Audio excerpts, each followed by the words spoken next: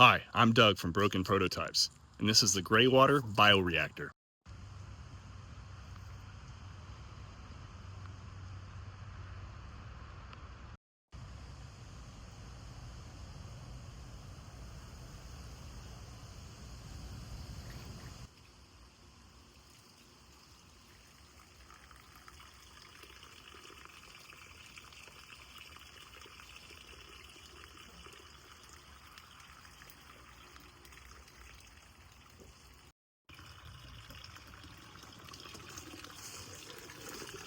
This is called Greywater. It's coming out of the side of my house. It's got food scraps and laundry soap and Dawn dish soap and God knows what else. And this used to be a really beautiful stream.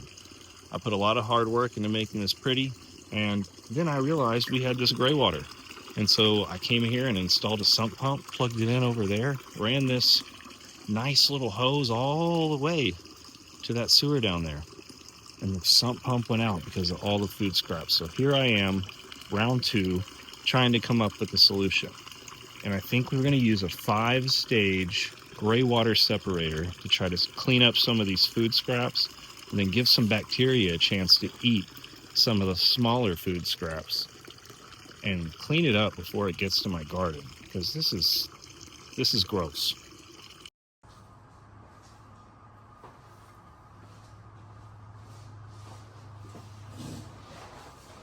All right, so on our right here, we have some of the Greywater coming out of my house.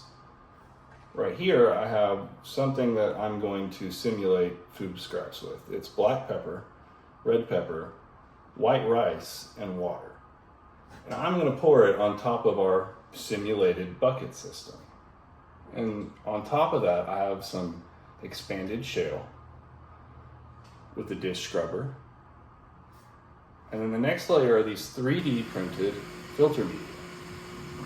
I'm printing them out of PETG and TPU as well, because I want to test out which media or which material works best for this media.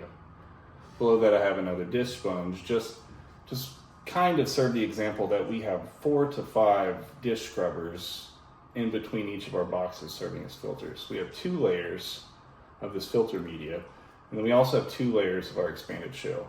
And so I'll just pour this on top. It's not going to have a ton of the rice in it because it's sunk to the bottom, so maybe I'll kind of stir that up first before we pour it.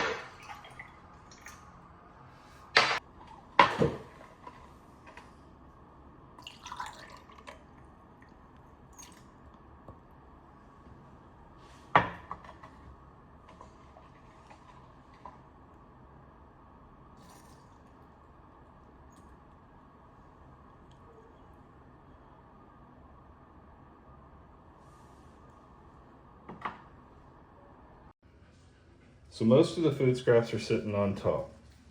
As you make your way down, you see the black pepper. It definitely made its way to the bottom to some degree. And it's not going to clear the water up all the way, but we are taking up the majority of the food scraps that wind up in the ground. In this middle layer right here, all the bugs are going to live, and there's going to be a residual layer of water in each of these buckets. So bacteria will grow and start eating some of these food scraps and cleaning up some of the water as it makes its way down. Going in reverse, this is chamber 5. It's going to be completely empty other than water. It's going to be for clarifying.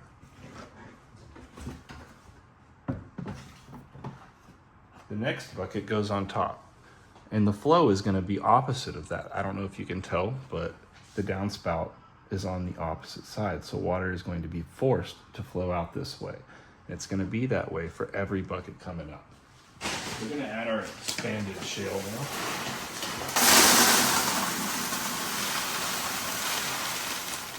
I'm going to add just enough to give us a couple inches of air gap to allow some good filtration.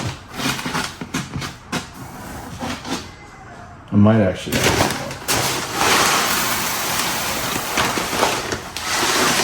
And I'm going to add the rest of that expanded shale in another bucket.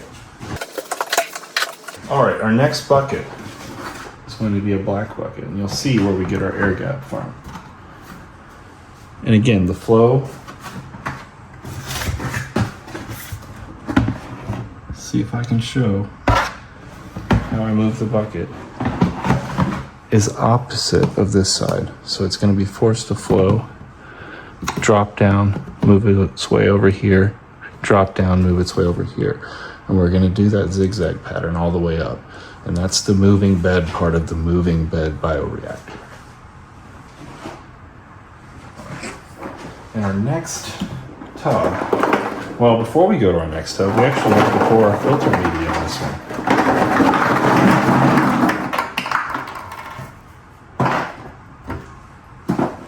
Get all that in there.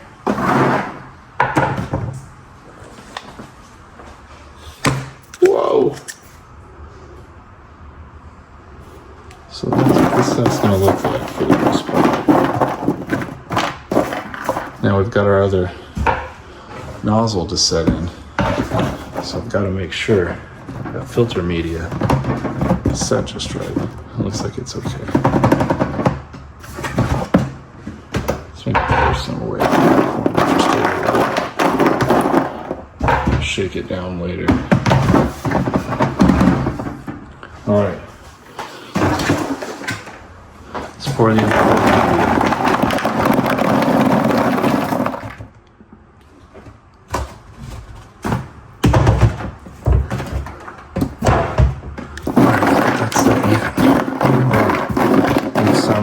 Room here in the corner for our other pod that's going in.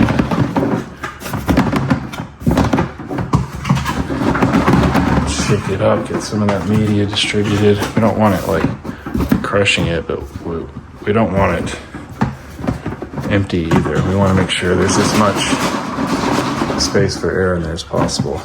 In this final stage, we're going to add our expanded chill.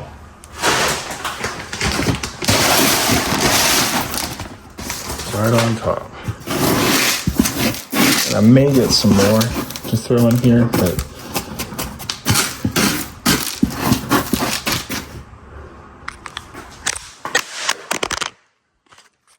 whoops. All right, so before I drop the phone on the floor, I needed to put the screen on, right? So this is the lid. Then that's the lid that I showed myself cutting out a hole and I 3D printed a flange of sorts, and I painted this chicken wire black a couple times, and I epoxy coated it so it would hold up a little longer. And we're just going to put this on top so that it cleans out all the hair and anything that came out of the dishwasher or the washing machine or something like that. And so I put that right on top of our expanded chill layer. So really it is phase 1, phase 2.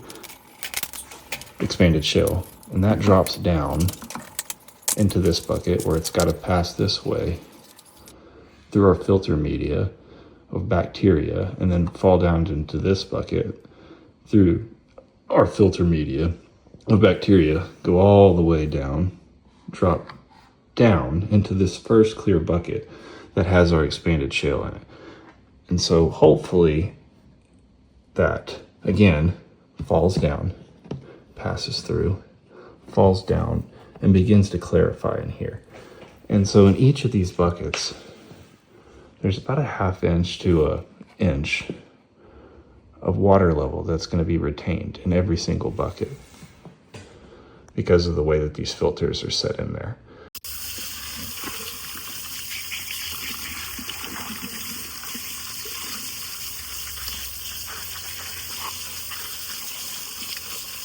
Look at that. There's all fat. That is disgusting. Fat, bacteria.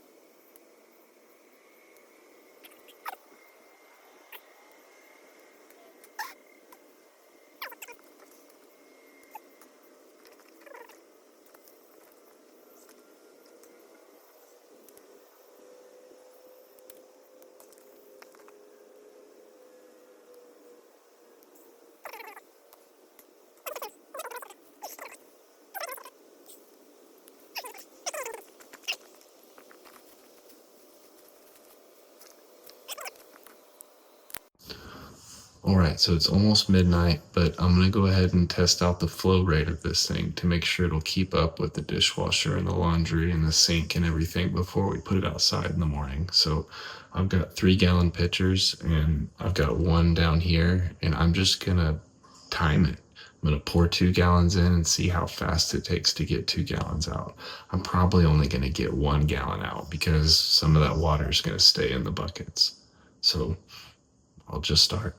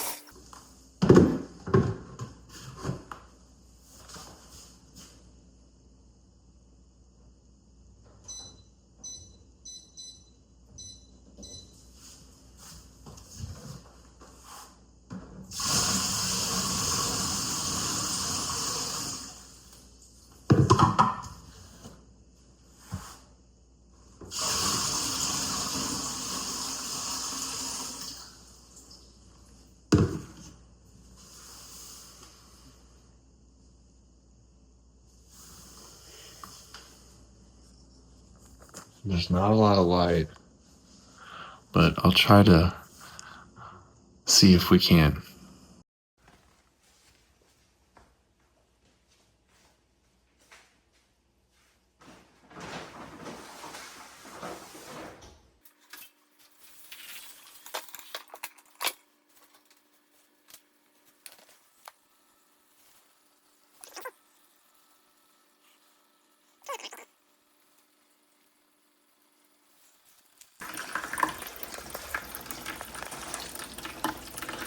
So got some drips right here. I'm not super concerned about it since it's gonna be outside in the front, but I could probably 3D print some molds to print some silicone rings, or to mold some silicone rings right there.